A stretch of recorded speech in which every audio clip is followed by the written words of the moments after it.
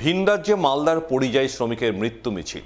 ভিন রাজ্যে গুজরাটে গিয়ে মালদার গাজলের তিনজন পরিযায়ী শ্রমিকের মৃত্যু হলো টাওয়ার ভেঙে।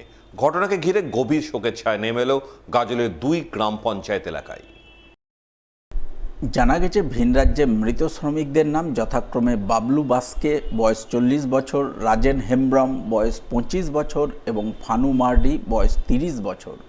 এদের মধ্যে বাবলু এবং রাজেনের বাড়ি গাজল ব্লকের পান্ডুয়া গ্রাম পঞ্চায়েতের হুমাদিঘি ইটাসারি গ্রামে এবং ফানু মার্ডি গাজলের রানীগঞ্জ 2 নম্বর গ্রাম পঞ্চায়েতের গোডাং গ্রামে। তারা দুজনেই ভোটের পর বেশ কয়েকজনের সঙ্গে ভিন রাজ্যে গুজরাটের ভদোদরায় টাওয়ারের কাজে গিয়েছিলেন। সেই কাজ করার সময় গত মঙ্গলবার টাওয়ার ভেঙে তাদের মর্মান্তিক মৃত্যু হয় বলে খবর। এরপর তাদের কফিনবন্দি নিথর দেহ এদিন গাজলের গ্রামে পৌঁছায়, যা দেখে কান্নায় ভেঙে পড়েন পরিবারবর্গ। বিষাদের ছায়া নেমে আসে গোটা গ্রামে। ঘটনায় মৃত শ্রমিকদের অসহায় পরিবারবর্গ সরকারি সাহায্য সহযোগিতার জন্য করুণ আবেদন জানান। গরিব মানুষ, আমরা খাটে, আমি তো এখন বয়স হয়ে চলে গেছে। আমার ছেলে মেয়ে, আমার ছেলে ওই বড় ছেলে ওই খাটতো, এখন আমি তো এখন খাটতে পারবো না। বিয়েও হয়নি, ছেলে রাজেন, ওদেরও বিয়ে হয়নি।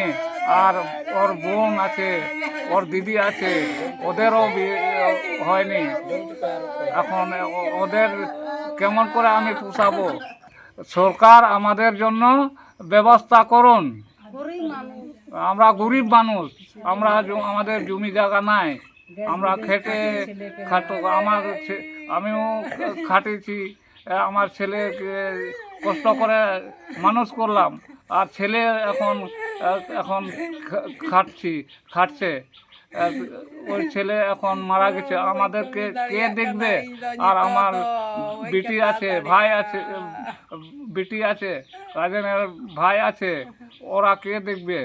এখন আমি তো বড়া হয়ে গেলাম। আমার ভাই আমার কাছে ফোন করলো যে দাদা কোথায় কাজ করছো, যে এই যে ঝাঁপড়ি ফিট করছি। তখন বলছে সাবধানে কাজ করবি, সিজার আমাদের ছুটে পড়ে গেছে, মানে ভেঙে গেছে। আচ্ছা, কি করে যে উঠাইছিলাম তখন ভেঙে গেল। আচ্ছা, তখন কি আপনার দাদা মানে আহত হয়েছিল? হ্যাঁ। আচ্ছা, তখন ফোন করেছিলেন? হসপিটালে গিয়ে আমাকে ফোন করছে। আচ্ছা, তারপরে আমি আমাদের সাইটের মিস্ত্রিকে বললাম যে এরকম আমাদের ওখানে ঘটনা হয়ে গেছে, আমাদেরকে সাবধানে কাজ করতে বলছে। তারপরে জানাজানি হয়। আচ্ছা, কবে জানতে পারলেন যে নাই আবার দাদা? 10 তারিখ। হ্যাঁ, মঙ্গলবার এরকম হয়। 10 তারিখ। তারপরে ওটা আচ্ছা, আজকে আসে। তাহলে বাবলায়ের ডেড বডি কখন আসলো?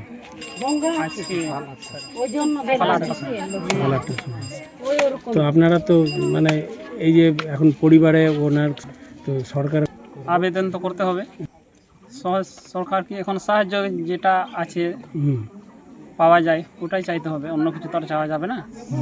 যেটা সুযোগ সুবিধা দিয়েছে সরকার এটাই। হ্যাঁ, ভোট দেওয়ার জন্য আসছিল, ওই ভোট দিয়ে ওই 7-8 দিন পরে ফের চলে গেল। আচ্ছা, কোথায় গেছিল কাজে? গুজরাটে। আচ্ছা, কি কাজ করতো ওখানে? টাওয়ারে। আচ্ছা, তারপরে টাওয়ারে কাজ করতো। ফের ওখানে আমার দাদা গিয়েছিল 15 তারিখে উঠেছিল, ফের 20 দিন না কদিন মতন হলো, ফের এরকম ঘটনাটা ঘটে গেল। আচ্ছা, তোমরা কবে জানতে পারলে? আমরা জানতে পারলাম মঙ্গলবারে একটু মানে আকাম টাকাম হয়ে গেছে। তো শক্তিগতারা বলেনি সেদিন ছিল কিনা, ওটা তো বলতে পারছি না। তো বুধবারে জানতে পারলাম ওই নাই, পৃথিবী থেকে ছেড়ে চলে গেছে, আমাদের থেকে ছেড়ে। বাইরে গিয়েছিলাম 5 দিনের মতন কাজ করলাম, ফের চলে আসলাম। এরকম ব্যাপার আমার দাদার নেই। আচ্ছা, খবর পেয়ে চলে এসেছে? না কাজ করলে খাবো কি, সেই জন্য আমিও গিয়েছিলাম কিছু করবো বলে। আর আমার দিদিগুলো আছে, আমার বোন, আমার ভাগ্নি, সেভাবে গিয়েছিলাম, আর দুর্ঘটনা ঘটে গেল। সাহায্য যাতে দেয় এটাই আবেদন সরকারের কাছে, যাতে সাহায্য কিছু দেয়। অন্যদিকে ভিন রাজ্যে কাজে গিয়ে এক পরিযায়ী শ্রমিকের মৃত্যুর ঘটনাকে ঘিরে শোকের ছায়া নেমে এসেছে মালদার ইংরেজবাজার ব্লকের নরহাট্টা অঞ্চলের যোধগোপাল গ্রামে। জানা গেছে মৃত শ্রমিকের নাম ভীম মণ্ডল, বয়স আনুমানিক ৩৫ বছর। বাড়িতে রয়েছে বাবা মা, স্ত্রী সহ কন্যা শিশু। তাদের মুখের দিকে তাকিয়ে ভীম গত ২ মাস আগে এক বেসরকারি কোম্পানির অধীনে বিহারের ছাপড়া জেলার মাঝিঘাটে রেলওয়ে ব্রিজ নির্মাণের কাজে গিয়েছিলেন বলে খবর। সম্প্রতি সেই কাজ করার সময় নির্মীয়মান ব্রিজ থেকে পড়ে তার মৃত্যু হয়। এরপর শনিবার রাতে মৃত শ্রমিকের নিথর দেহ নরহাট্টার যোধগোপাল গ্রামে পৌঁছায়। স্বভাবতই কান্নায় ভেঙে পড়েন পরিবারবর্গ। গভীর শোকের ছায়া নেমে আসে গোটা এলাকায়। ঘটনায় পরিবারবর্গ সহ গ্রামবাসীরা অসহায় পরিবারটির জন্য কোম্পানির তরফে সব ধরনের সুযোগ সুবিধা প্রদান সহ সরকারি সাহায্য সহযোগিতার জন্য করুণ আবেদন জানান। বিহারের ছাপড়া জেলা মাঝিঘাট রেলওয়ে ব্রিজে কাজ করতে গিয়েছিল পরিযায়ী শ্রমিক হিসাবে। সারা বছর পরিযায়ী শ্রমিকের কাজ করে গরিব অবস্থা। তার বাবা মা আছে, তার স্ত্রী আছে, একটা ছোট 5 বছরের মেয়ে আছে এবং তার ভাই আছে, ভাইয়ের বউ আছে। চাইছি যে কোম্পানির পক্ষ থেকে যা যা খরচ এখন বর্তমান যেটা খরচ যেটা হবে সেটা কোম্পানি দিক এবং ইন্স্যুরেন্স করা থাকে, ইন্স্যুরেন্সের থেকে যত পাবে যাতে কোম্পানি সাহায্য করে সম্পূর্ণ পাওয়ার ব্যবস্থা করে দিক, পরিবারকে যাতে স্বনির্ভর করা যায় এটা আশা করছি। আর কমপক্ষে তার স্ত্রী আছে, ছোট মেয়ে আছে, তাদের ভবিষ্যতে চলার জন্য আমি বর্তমান সরকার যিনি আছেন মাননীয় মুখ্যমন্ত্রী শুভেন্দু অধিকারী মহাশয়, ওনাদের দৃষ্টি আকর্ষণ করছি যাতে পরিবারটা স্বচ্ছ হয়, তার জন্য উপযুক্ত ব্যবস্থা নিতে অনুরোধ করছি। বিয়ের মাত্র 10 মাসের মধ্যে অন্তঃসত্ত্বা তরুণী গৃহবধূর শ্বশুর বাড়িতে অস্বাভাবিক মৃত্যু। আর এই মৃত্যুর ঘটনায় স্বামী সহ শ্বশুর বাড়ির লোকজনদের বিরুদ্ধে খুনের অভিযোগ তুললেন মৃতার বাপের বাড়ির পরিবারবর্গ। ঘটনাকে ঘিরে জোর চাঞ্চল্য ছড়ালো মালদার চাঁচলের আলাদিপুর এলাকায়। জানা গেছে মৃত গৃহবধূর নাম রাধা দাস, বয়স 21 বছর, বাপের বাড়ি রতুয়ার চাঁদপাড়ায়। গত 10 মাস আগে তার বিয়ে হয়েছিল চাঁচলের আলাদিপুর গ্রামের সঞ্জয় মণ্ডল নামে এক যুবকের সঙ্গে। অভিযোগ বিয়ের পর থেকেই নানা কারণে স্বামী স্ত্রীর মধ্যে ঝগড়া অশান্তি লেগেই ছিল।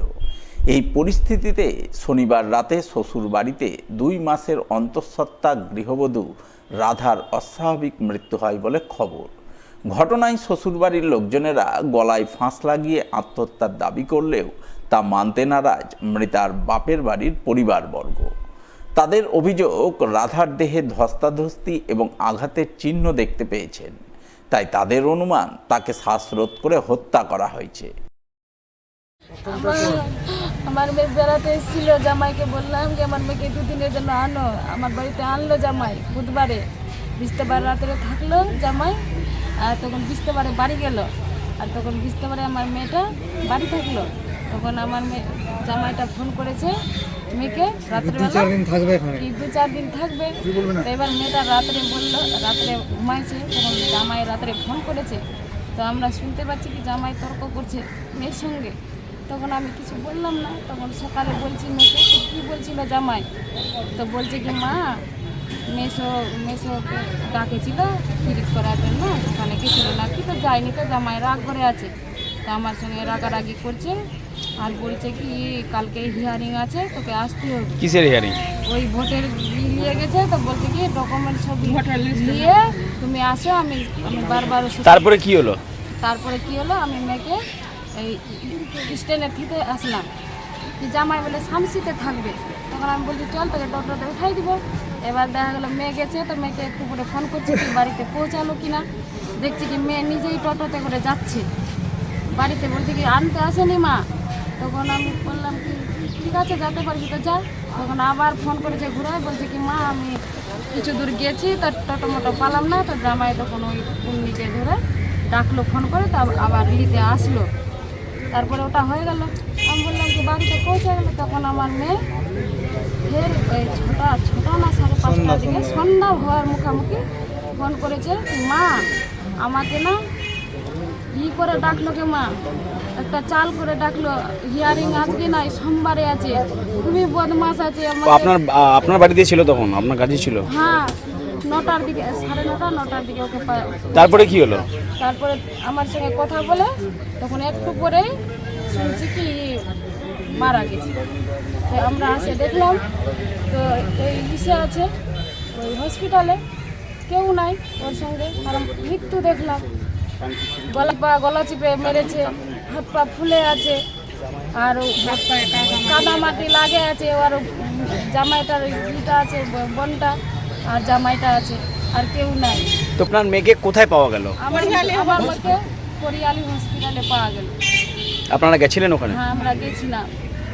তাহলে ফোন করেছে, আমার মেয়েকে মেরেছে। আমার মেয়ে সন্ধ্যা একটু আগে কথা বললো, আর একটু পরে বলছে কি মারা গেছে। কে মেরেছে আপনার তাহলে? আমার জামাই মেরেছে, ওর বোন মেরেছে। তবে সঠিক কী ঘটনা ঘটেছে তা জানতে পুলিশ দেহটি ময়নাতদন্তে পাঠিয়ে ঘটনার তদন্ত শুরু করেছে।